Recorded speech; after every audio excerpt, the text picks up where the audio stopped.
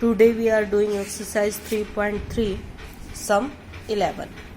Find MC. MC का क्या मतलब होता है? Measurement of angle C. आपको इसमें क्या फाइंड आउट करना है? फिगर आपको दिया गया है 3.33. उसमें आपको measurement of angle C find out करना है. M का मीनिंग होता है यहाँ measurement. If AB parallel to DC, अगर आपको क्या कंडीशन दी गई है? AB parallel to DC. अब आपके पास क्या गिवन है?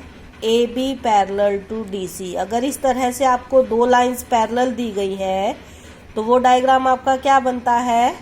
ट्रेपीजियम. हमने प्रीवियस सम में किया था कि अगर दो अपोजिट लाइंस पैरेलल बनती है और एडजॉइंट एंगल का एडिशन 180 डिग्री होता है तो वो आपका क्या बनता है? ट्रेपीजियम बनता है.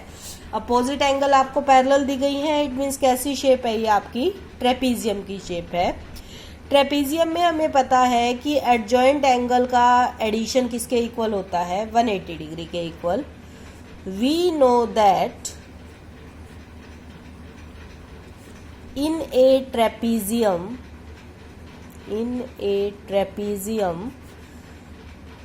sum of या addition of, आप कुछ भी लिख सकते हो, addition of adjoint angles equal to 180 degree. Clear है? तो हम क्या लिख सकते हैं? Angle B plus angle C. अब इसमें M से शो किया गया है तो आप यहाँ लिखते हुए भी M से शो करोगे. Measurement of angle B plus measurement of angle C equal to 180 degree. क्योंकि जैसे क्वेश्चन की फॉर्म होती है हम उसी में रिस्पॉन्स देते हैं. मेजरमेंट ऑफ एंगल B हमें कितना दिया हुआ है? 120 degree. Measurement of angle C हमें फाइंड आउट करना है इक्वल टू 180 डिग्री. तो measurement of angle C 180 degree positive है तो राइट साइड आके नेगेटिव हो जाएगी. सॉल्यूशन क्या आ जाएगा हमारा? 60 डिग्री. क्लियर है? इट मीन्स आपको यही गेस करना था कि अगर ये दोनों लाइंस पैरेलल हैं तो किस चीज की आपकी शेप बनती है, उसके अकॉर्डिंग आपका कंक्लूजन बनेगा. नेक्स्ट देखिए, find the measure of angle P and S. आपको दो एंगल फाइंड आउट करने हैं, angle P and angle S. If SP parallel to RQ, आपको कंडीशन क्या दी गई है? SP ये जो आपकी लाइन है किसके पैरेलल दी गई है? RQ के दी गई है. पैरेलल को हम इस तरह शो करते हैं कि जो हमारी SP लाइन है वो किसके पैरेलल दी गई है? RQ के. किसके पैरेलल दी गई है? RQ के. क्लियर है? ये हमें डायग्राम दिया हुआ है. आपको दो एंगल फाइंड आउट करने हैं P और S. आप किसी भी तरह से फाइंड आउट कर सकते हो. अब देखिए यहाँ पे ये दोनों लाइंस पैरेलल दी गई थी तो आपने एक इसका एंगल लिया था एडजॉइंट एंगल और एक दूसरी पैरेलल लाइन का. सेम हम यहाँ करेंगे. दोनों पैरेलल लाइन है तो एडजॉइंट एंगल किसका लेंगे? P और Q का, S और R का. क्लियर है? सबसे पहले लिखेंगे SP parallel to RQ. Reason तो ये क्या हो जाएगी? एक ट्रेपीजियम की शेप हो जाएगी. किस चीज की शेप हो जाएगी? ट्रेपीजियम की आपकी शेप हो जाएगी. सेम कंडीशन लिखेंगे. We know that in a trapezium sum of adjacent angles, sum लिख सकते हैं आप या एडिशन लिख सकते हैं, एक ही बात होती है, एंगल्स इक्वल टू 180 डिग्री. तो आपका क्या हो जाएगा? अब इसमें मेजरमेंट नहीं लिखा हुआ तो आपकी मर्जी है, आप लिखना चाहो लिख लो, अदरवाइज सेम लिख लो. Angle P plus angle Q किसके इक्वल हो जाएगा? 180 डिग्री के. P हमें फाइंड आउट करना है, Q का मेजरमेंट हमें दे रखा है 130 डिग्री इक्वल टू 180 डिग्री. तो एंगल P आपका क्या हो जाएगा? 180 degree minus 130 degree is equal to 50 degree. कितना हो जाएगा आपका? 50 डिग्री हो जाएगा. इसी तरह दोनों पैरेलल लाइंस दी गई हैं तो S और R का एडिशन भी क्या होगा? Angle S plus angle R भी क्या होगा? 180 डिग्री. क्लियर है? सेम रीजन आ जाएगा. दोनों ये लाइन पैरेलल दी गई है इसलिए ये एडजॉइंट एंगल का इनका नहीं आएगा, ध्यान रखना.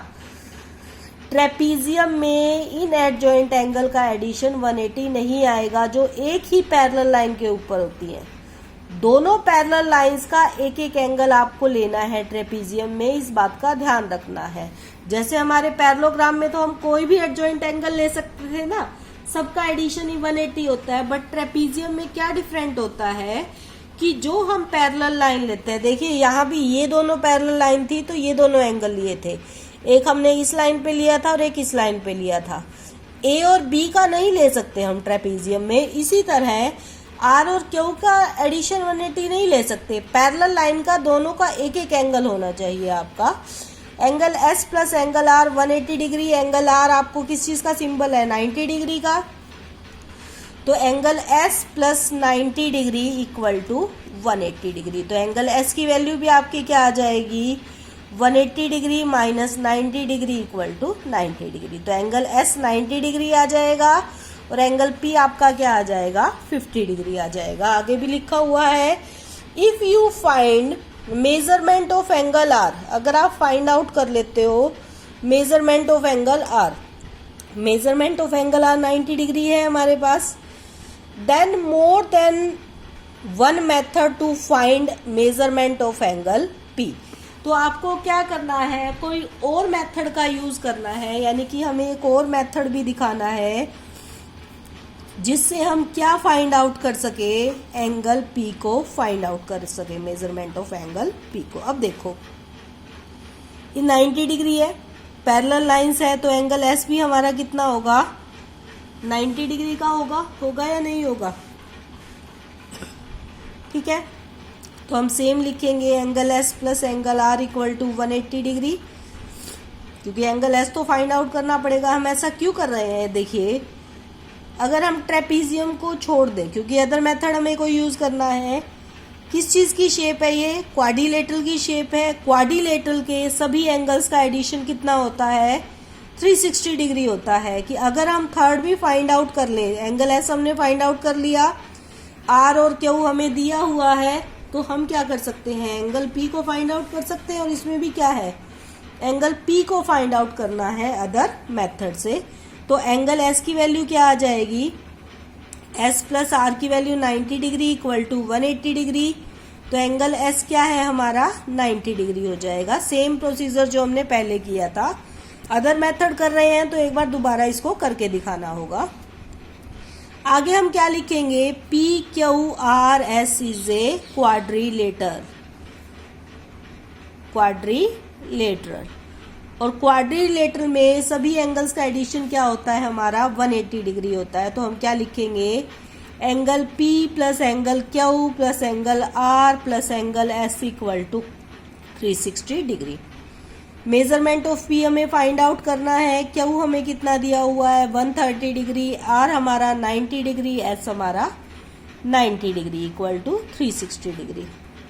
तो एंगल P प्लस कितना हो जाएगा हमारा 180 में हम 130 ऐड कर देंगे तो हमारा कितना हो जाएगा, 310 डिग्री हो जाएगा इक्वल टू 360 डिग्री। तो एंगल P हमारा क्या आ जाएगा, 360 degree minus 310 equal to 50 degree. देखिए दोनों में सेम सॉल्यूशन आया है, सिर्फ हमने मेथड को अलग किया है। यहाँ पे हमने ट्रेपीजियम के अकॉर्डिंग किया था, यहाँ हमने क्वाड्रिलेटरल लेके किया है, पर सॉल्यूशन सेम आएगा।